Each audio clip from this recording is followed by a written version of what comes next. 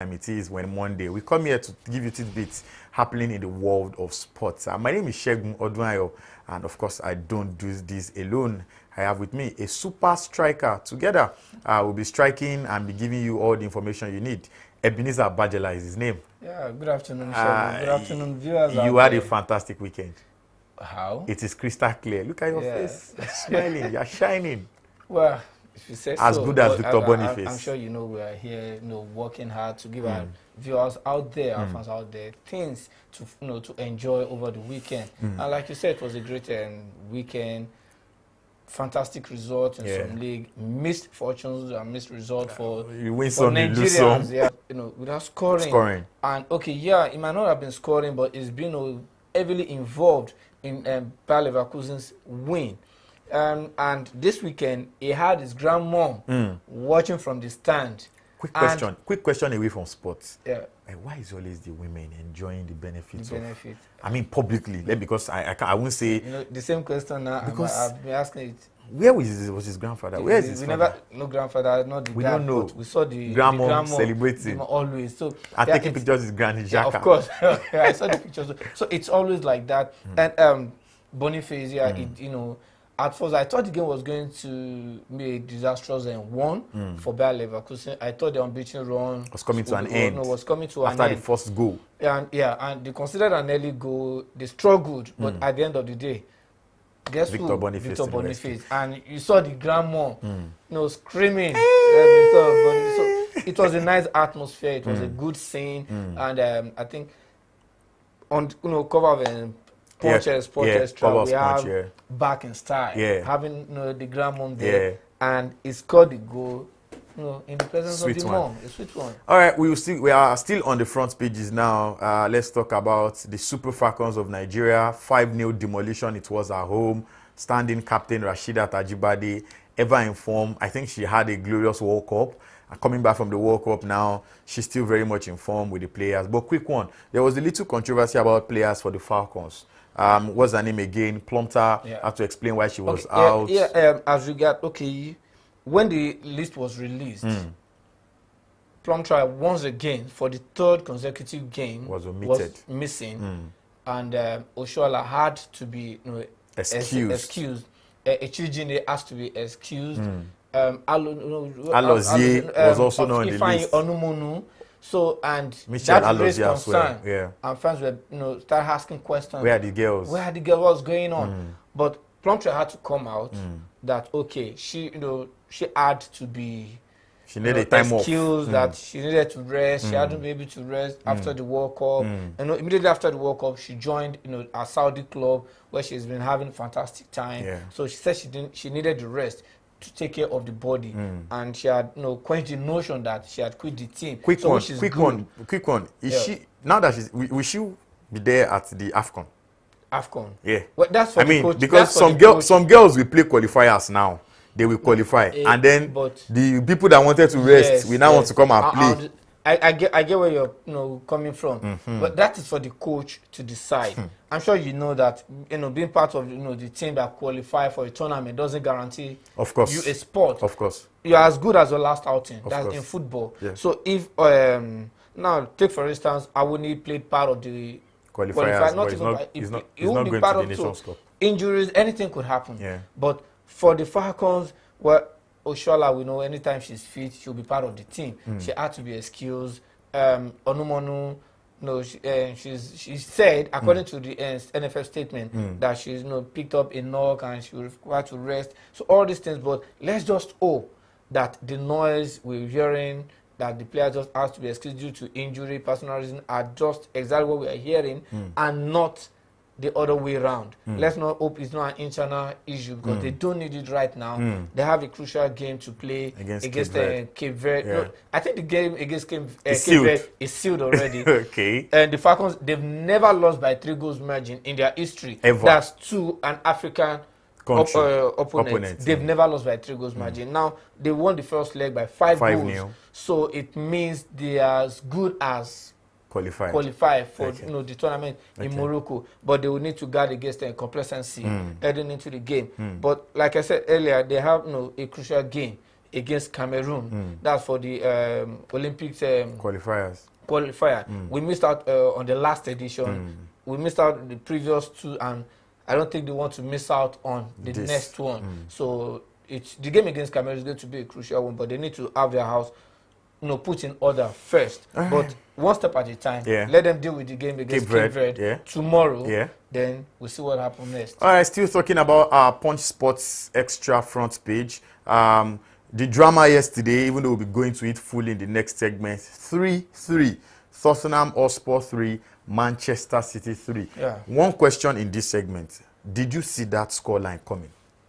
Yeah, of course. You saw a big score line, but not draw. But not 6 goals. Yeah, okay, you said we'll go into it fully, but I think the game was marred by controversies, the referees and mistakes, and that has been the issue with Premier League. I think there was just one mistake, but it was major. No, it was a major one. Very major. More than one, but that very one was major.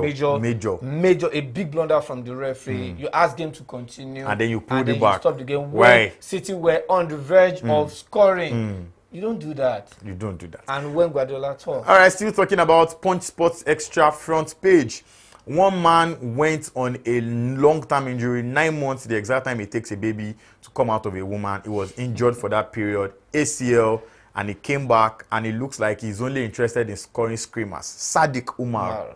Brilliant. I watched that game. Brilliant goal. What a way to make your presence known. If you want to go to the AFCON.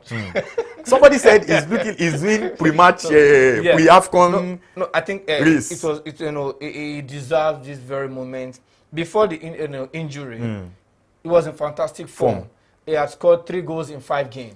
And for Sociedad. And he was coming off a good time with Almeria. Then he picked up the injury that ruled him out for the rest of the season. And he came back against Girona this season. Hot Girona. And after 11 games in the league, he was unable to find the back of the net. And last weekend against Sevilla, he scored a goal that would be competing for best goal of the season. But I bet it with me, that goal will be among the best goal of the season. Of the season. He scored a wonderful goal. And we thought it was a mistake. Champions League, he was unable to score. We're like, oh, maybe it was a mistake. And then he came back and did it again. Fine solo effort. What a goal from a tall striker. You don't expect that from someone of that height. You don't expect that. But I think he knows what is at stake. The AFCON will be starting in the next few weeks. You need to be at the very best if you want to make the team. Because looking at the striking department, we've got talents. And the coach will be spoiled for options. We keep getting talents, but it looks like we are not seeing no evidence. Let's see. Maybe it's time to change approach. All right. I think the front page is loaded. Please go out there and grab a copy. We have lots and lots of sporting details in that paper. There's even the local segment for people like me who are interested in what goes down in the Nigeria Premier Football League. Yes. The NPFL, still the NPFL, Nigeria Premier Football League, no longer the Nigerian Professional Football League. Very quickly, we switch. In the NPFL? No, which name do you prefer? Nigerian Professional Football League? Let's just have a working league. If you call it Nigeria Peter Football League, Nigerian, anything is fine. Quickly about the league. Yesterday... No, we want to quickly move into the European football before come down to our league. European football now, I think we should start from the hottest game this weekend. And what game was the hottest? 3 goals for Manchester City, 3 goals for Tottenham Hotspur, right at the Etihad. Somebody was saying that the Tottenham's fans were making more noise than the home fans themselves. But did you see that coming? Now, quick question. Postelogo has always said, you come for me, I come for me. You push me, I push you. That's his pattern of play. Did not work against Chelsea, got 2 red cards, and people said, why didn't he hold back a little? And they asked him again, we are meeting Guardiola, the king of hitting back at people. And he said, I'm not going to sit back, I'm going to come at him. And it did work. Dejan Kulusevski getting that 9 minutes win, draw. 90th minute goal, and to deny City 3 points. City 3 points. To give Arsenal the advantage now over Liverpool with 2 points at the top of the table. And for me, the game was ruined by the referee. But was Jack Grealish going to score that ball? Was he going to score the opportunity? You never can tell, and there is no way we'll be able to find out because we never got to the end. It never got to the end. But looking at that chance, if I'm to give, if I'm to rate his chances of scoring, I think I'll give it to him like 80 to 20. Because you know what is at stake. It was one-on-one with the goalkeeper, and you stopped him, having allowed the game to continue. The referee, he made a mistake, and I also think he could have made up for that mistake. Akanji was brought down in the 94th minute, and we thought the referee was going to. I think that would have ruined the game. I thought he was going to consult with the VAR. And again, the referee said the no. game to continue. But I think I agree with the referee on that part. Because there was a foul, a clear foul on Manuel Akanji. Was it a clear foul? Yeah. I don't think it was a clear foul. I think it was a foul. This is the rule. But it was, this is the rule. Okay. This is the rule. When you are facing your opponent's goal, you are as good as scoring. And he had the opponent hands on his shoulder and it was brought down. Well, for me, it could have been tagged. It could have been tagged hustling for the ball. It could have been tagged hustling for the ball. If he had dived, yeah. Okay. See, this is. I think it was soft. No, this is it. No, I don't. There is nothing soft. It is all about discretion. It is all about discretion. If you are not going to give that penalty, then you should have given him a yellow card for diving. That's the way to look at it. I think it was just best to just allow it because that was too controversial. If they had lost because they had a penalty at that time, they had a penalty which was not given. And the referee on his own decided to stop scoring chances for no reason. But I think for Premier League, they need to do better. So I think they the need to referees do need to better, do better, in terms of officiating, refereeing. Yeah. Even the use of VAR, they need to do better. At least Liverpool complained about having a goal disallowed, and also they were on the receiving end of a ball that had gone out of play. And Man United sometimes benefited from that. Arsenal were on the receiving end. So when these things happen, you just begin to put the maths together and you begin to question the essence or the point of having VAR. All right, very quickly move to Chelsea versus Brighton. I didn't expect it. Quick fire goals from Chelsea. Blah, blah, straight up 2-0. And then, then eventually ended the game 3-2. Yeah, 3-2. Chelsea were lucky to come up against a Brighton that had dropped form. They were not at the best. Kaoru Mitoma was even benched. Yeah, the Brighton that started the season with having the same number of players on the field would have beaten Chelsea. Now having a man advantage, a numerical advantage, still they couldn't win the game. But the fact that they were able to give Chelsea a run for was that a red card? Was that second yellow worth it for Conor Gallagher? It was a foul. What about the first yellow card? That was his own mistake. But the second yellow card, it didn't give the referee, a chance. But knowing he had one yellow card, I mean, the referee could have overlooked that. That's why I said it didn't give the referee the chance. Mind you, except the VAR team calls the referee to overturn it. Once a yellow card is given, it's usually hard for referee to consult with the VAR. It's usually in the case of red card that the referee consult. Or when the VAR feels should give the red card. Yes, if the VAR team feels the referee should give a red card and the referee had given a yellow, then they call the referee. But when the referee gives a yellow card, which obviously should be a yellow card or no card, the VAR team doesn't interfere. So it was the referee's decision, and the first thing he saw was Gallagher bringing the opponent down. Yeah. That was the first thing he saw. Yeah. And that was exactly what happened because there was no way, rather, he was going to win the ball from behind. He was coming from behind. So he made a mistake, but he was lucky that they were able to hold on to the result. And 3 points, not a bad thing for Chelsea. Even though they considered 2, but 3 points, 3 goals in the bag for the man who people are expecting so much from. I mean, he brought in so much boys with so much money, so many boys with so much money, and he's not really doing enough on the pitch of play. Very quickly, Anthony Gordon was the difference between Manchester United and Newcastle. And the question remains, what exactly is wrong with Man? What is wrong with Man U? Manchester United are just... I don't know. I'm looking for adjectives. I don't have any. Consistency. They do. They are not. There's even no consistency in their question. They've not been because they are not. When I say they've not been consistent, you win today. We didn't even win last. They keep losing. But I don't. They lost in the champ. They've got the players. I think the issue be. What players do they have? Where are the players for Man U? No, they have. They have Bruno Fernandes, who has been working Who's probably their best player? Obviously, who else aside they have Bruno? McTominay, who has just been trying. a below 5 player. He's not above McTominay 5. Is not that bad. He's not above 5. They've got this young guy from Garnacho. Who, yeah, he's young. That's 3.5. He's got the potential. Out of 10. He's got the potential. And okay, the big boys probably are responsible for their problem. Where are the big boys in mind? Okay, when I say the big boys, you have Rashford. Is Rashford a big boy? Rashford is a big boy in his own class. He's a big boy, but He's a C graduate now. Unfortunately, he's not a big boy. This season has been a season to forget for Rashford. Even though who else is a big boy, to get Martial. Why is Martial a big boy now? He can't get into that Newcastle team. He can't fit in. Okay, but jokes apart, Man U, they are struggling. Seriously. And they've not been able to spend because of the takeover issue. And I think once that is sorted out, they will be able to put their house. I think that's just an excuse. It's not an excuse. Because they splashed the cash in the summer. No, it's not an excuse. It has a way of affecting the players on the field of play. See, whether you want to to accept this or not, when there are issues in the behind the scene in the back room, it has a way of affecting the boys. Is that now, maybe that's Rashford's problem? Look at Newcastle. They were having the same issues some years back, owner, and they went down.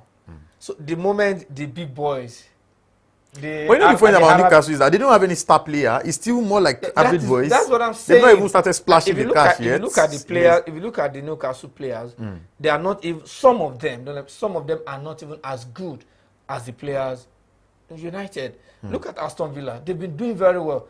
Even their players are not as good as United's player. Yet they are getting the result because their house. Which United? Manchester United. Yes. There are no serious players in Man U. They are just a couple of people hustling for their money. If you are to pick Watkins and Rashford, I think I'll pick Watkins. No, because of his current form. It's not because of current form. No, he's a serious player. Rashford is not serious. He should go into modeling. I'm serious. I mean, you look at Rashford, you don't see any hope. He goes one-on-one with a player. You are so sure he's going to lose it. I think it's not. Even if you're not scoring, you are creating. If you're not creating, you are playing for the team. It is one of the nothing. It is a face. His face is getting too long. All right, very quickly we move to Real Madrid. Oh my goodness. I mean, this was the time many people thought that the injuries were going to affect them. No Vinicius, no this, no that. But look at Rodrigo picking form at the exact same time they needed him to pick form. And that's the hallmark of equality. And there 2 goals to nil Real Madrid. I've always said this, and even behind the camera, whenever we're having this discussion, I tell you I'll pick Rodrigo any day, anytime ahead of Vinicius. I've always said this. And look at him. He's not the kind of player that goes around with controversy. Yeah. People love him. Nobody hates him. The way they don't like Vinicius. But they are good Brazilians. Yeah. They love Rodrigo. He minds his business. He's always on the field, does his job. And that's all. Yeah. And since Vinicius has been away, he's been winning man of the match consistently. And he has been scoring. He's been scoring. So that is what you need from a player. Put aside any off-field issue, focus on the game and get the job done. And he's been scoring. If not for Rodrigo, Madrid probably take away his goals. Then you would have you will see that they have contributed a lot into that team, especially coming from the period where the star boy was not available, has not been scoring. I mean, we don't have Real Madrid doesn't have a 9. Jose Lu, look at him in the Champions League, missing goals for fun. I mean, there's literally no goal scorer in that team. There's literally no goal scorer in that team right now. No. But Madrid, no top striker. Yes, there's no goal scorer. But mind you, Madrid, they've scored the highest number of goals in the league. Yeah. They've got the highest goal scorer in their team. With Bellingham. If not the second highest goal scorer as well.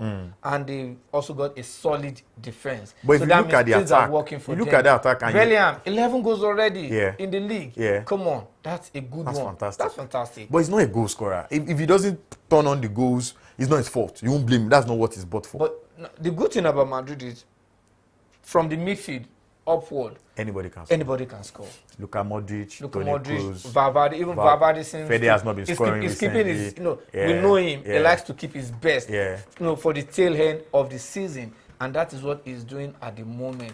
Trust me, by the time Valverde starts scoring, and he likes his usual long range fantastic efforts. All right, very quickly, yesterday, interesting game. Barcelona against Atletico Madrid. Somebody said it was a good one for for Barcelona. They had to show Atletico that, come on guys, I mean, you guys are just still chilling somewhere in the top, but we are the guys that own that spot. And who else to score? But former Atletico, in fact, he's on loan. He's even still on loan. He's on loan. If that was in England, he would not play that game. Yeah, even Pedro. No, even in Spain, it depends on the contract. For instance, I can Barcelona will be playing Girona next weekend. Yeah. They won't have Eric Garcia play because in his contract, he signed that his parents' club. Yeah. But Atletico Madrid, they felt, well, who are you? You can't hurt us. So they look at the players. Look at the Atletico players. I mean, they were attacking him recently. Yeah. Griezmann was talking before the game. Saul, Koke, yes, Griezmann, yes. they all eat out. Yes, you know, and even the president, Carrezo, what's his name? Yeah. He also did the same thing. And as if he knew he was going to score. Yeah, he said, "What if Felix score? I hope he doesn't celebrate." Well, I think by that time, probably Felix wasn't watching his TV because he did score and he celebrated. I don't think he's going back to Atletico Madrid. He did the iconic Jude Bellingham celebration. I don't think he's going back to Atletico. He doesn't want to go back. I don't think so because even the way he played yesterday, he played like a man who was possessed. He was trying to prove a point. He was everywhere. Yeah. And he received the most fouls on the field, 6. And because of him, 3 Atletico Madrid players were yellow carded. So that means he was on fire yesterday. But it wasn't about, for me, it shouldn't be about just a game. If you want Barcelona to really sign you, he needs to put up the performance. That same performance, he needs to deliver on a weekly basis. All right, very quickly now we go to the game. Our own Victor Osimhen and Napoli played against Inter Milan, and we expected it to be a battle, but it was not a battle. It was a stroll in the park. It was a complete defeat. Yeah. It was a total, comprehensive beating for Napoli at home. 3 goals to 0. I wasn't surprised by the result, but before we talk about the Atletico, and before we talk about the Napoli-Inter, come on. You're not giving Girona the credit. Oh my goodness! They came from a goal down. I can tell you that in the right 81st now, minute. Girona, I've got about 3 people now who pay details to Girona, myself inclusive. Even they want us to talk about Girona. Yeah. Because now they are seeing them. Look at Stuani coming off the bench to score goals. I mean, he comes off, he scores goals. Before I thought they were only joking. They are probably still joking. They are probably still joking. One needs to take them seriously. But now quickly to the Inter Milan game. It was a stroll in the park for Inter Milan. But I wasn't surprised. Napoli, they've been struggling. Even the games they won. You didn't expect them to turn up on a big day? Big game? No, I didn't. I wasn't expecting anything other than a draw. Wow. But they lost. So look at the game. Look at the second goal. Come on. Who allows such a goal? You have 4 defenders and only 1 striker, Nicolo Barelli. Zaniolo. Who does that? Just 1 player, 4 defenders, and he went through as mesmerized. When you have he cut through them like hot knife in butter. Yes, come on. Napoli, maybe because see, one thing is it's easy to get to the top. Can you stay at the top? But staying there, it's what matters. So for Napoli, they are there. But it's obvious that they can't stay there for long. I think they can't stay there. They can't. Takes us into the controversy of the January buys. Of course, once January comes, which is only a couple of days away, who is going where is going who.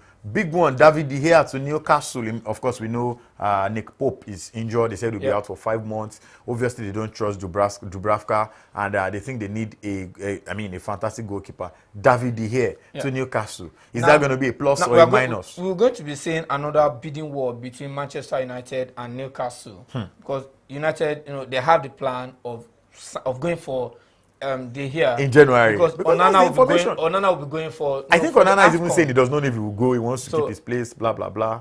Which place? So for me, he will be going to the AFCON most likely, and United are already talking to De Gea. But now, trust me, should Newcastle... I think they even said he was training with them at the point. Should Newcastle actually go for him, yeah. I think he will go to Newcastle. It's better to go to Newcastle. They have a nice project up there. For a team that doesn't trust you in the first place, they let you go. Yeah. Come on, Onana, De Gea. Onana, De Gea. Everything. It's even a big surprise to me that De Gea has not been even while he was way younger, being in fine form. I think he's been unlucky. He has not been invited to the Spanish national team. No, he was with them. He was with them for some time. He has not been playing. Come on. It was second. It was second goalkeeper to He has always been second. Then there was, I think there was time he was number one. For few months. Yeah, no, not for a long time. And Unai Simon, that guy is not. But I think that is based on the goal.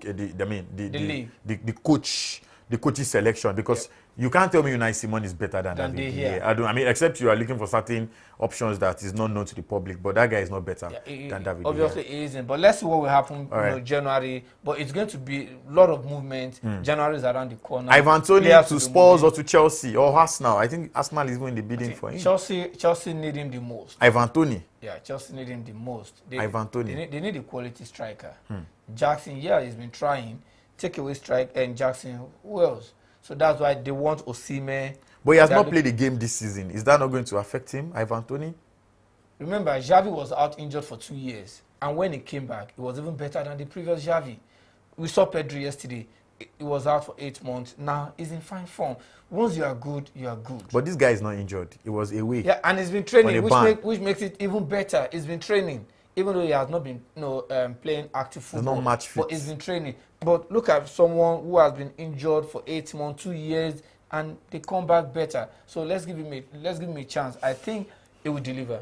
All right, very quickly. Victor Osimhen, where is he going? Is he signing a new deal? Is he going to Chelsea? He's not even talking much right now. But we don't even know if he's going to stay. Do you think he's going to stay with Osimhen is acting like a typical Nigerian. He's been quiet. He's not saying anything. Arsenal are interested. Chelsea are interested. Real Madrid are interested. But let's see. And the president of Napoli are saying he's about signing a new deal. Yes, the man has kept quiet. All right. Let's see how it goes. One word, NPFL this weekend. Yusuf Abdullahi getting 5 goals against Gombe United for Kano Pillars. Shooting Stars could not win at home. They drew. Remo Stars are cooking something sweet in that place. Siki Ralimi is on form. Getting another goal is in the set of Victor Boniface and co right now, because he's scoring goals at plenty. Doma United still doing wonders. Another clean sheet for their goalkeeper. We made mention of him the other day. Savior. Can't remember his name right now. Fantastic goalkeeper. 9 clean sheets in 11 games. Oh my goodness, time has gone very fast. You know how they say it, when you are doing what you love, time ticks very, very fast. Football is like biscuits. You never know where that will crack. It is the great Michel Ubi who made that statement. And of course, by God's grace, we'll be here same time next week on Monday. That will just be days away to the CAF announcement or who the African Footballer of the Year is going to be. That's going to be coming up on the 13th of December. That is next week. So when we come next Monday, we'll be talking about that a whole lot. And of course, happenings in the world of sports. It's been a very big team production here. So led by Sulaimon Adini, my producer. Melanie Shola is also here in the building. And yes, Olalekan Labode is also present. I saw Joshua Adeleke at some point as well. Thank you very much to our production guys for doing a wonderful, wonderful job this Monday. On behalf of Ebenezer Bajela and myself, Shegun Dwayo, have a fantastic week. Stay out of trouble. Bye.